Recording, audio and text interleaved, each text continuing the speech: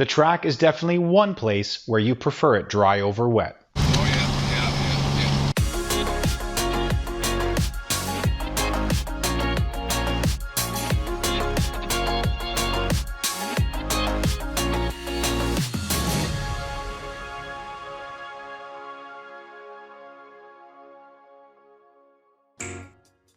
Here's the deal. We've all driven in wet weather before and potentially even some sleet and snow. So what's the big deal about a track getting a little wet here and there? Let me tell you, it's a lot more than just a little bit slippery. I've talked to plenty of racers and instructors who prefer to stay off of a wet track. If it's wet, stay away, race again another day. Is this a personal preference or legitimate fear? What's so different about driving on a wet track? I'm sure these racers over here will give you a pretty good idea as to why the wet track is completely different. Understeer, oversteer, hydroplaning, no control, everything gets exaggerated. Before I dive into why everything changes, let's check out a wet versus dry lap. I am by no means an expert driver. I don't consider myself a beginner either. Check out the difference in these laps. The same weekend, same car, same driver, 20 seconds of difference between these. Boom. Dry lap, wet lap.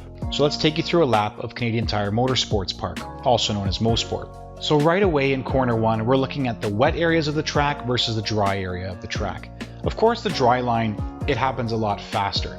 Now the wet lap wasn't necessarily a clean lap, getting held up by some cars here and there, but still it offers a great comparison. Let's dive into turn 2, a steep downhill left-hander with 2 apexes. The line completely changes. Of course we're looking for the apex. The goal is to always be fastest through the turn, but we're also considering different things. What about the new asphalt that was paved at the time that I was there, meaning that oils were coming to the surface and it was potentially more slick? What about the transition from one style of pavement to another, or the transition from cement to pavement? Anything that can upset the car is exaggerated on a slippery surface.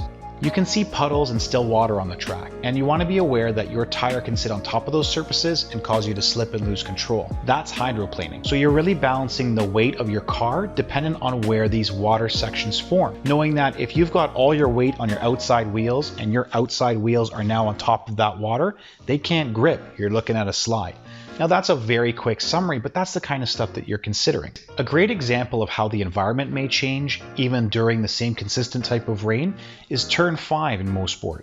There is a spot on the track where the water drains across, and you want to be aware of that because you can suddenly lose grip at that point. This can happen at different places throughout the lap, but you're constantly aware that the water can change. A puddle may form and then be spread by other cars dispersing that water, whereas on the next lap it might reform in the same spot. Now you've got a puddle where there wasn't one. All of the weight transfer and momentum happen a lot sooner. There really is a difference in speed, and that comes down to the slip angle of tires, and that's simply due to the physics. So let's get right to it. What are the physics of water on track? Why is it such a big change?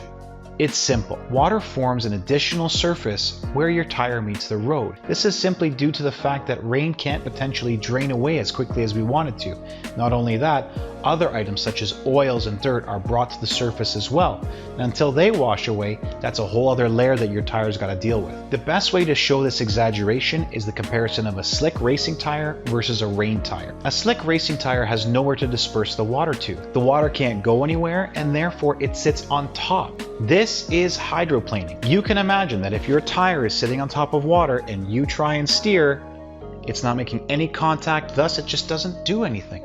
The importance of tread depth and the ability to disperse the water is crucial in terms of being able to have a good contact patch. Did you know that the contact patch of a tire is roughly the size of the palm of your hand? That's not that big for a large vehicle. An underinflated tire could also be an issue where the water pools in front and again causes that hydroplaning. It's all about the tire cutting through the water and meeting the surface versus just going on top and losing control. You've got to be well aware of all the physics that are going on beneath you. Conditions can change from warm to cold, sunny to not, rainy, snowy. There's always the variance there, and that's what you have to be prepared for. You drive to your ability and you drive to the conditions.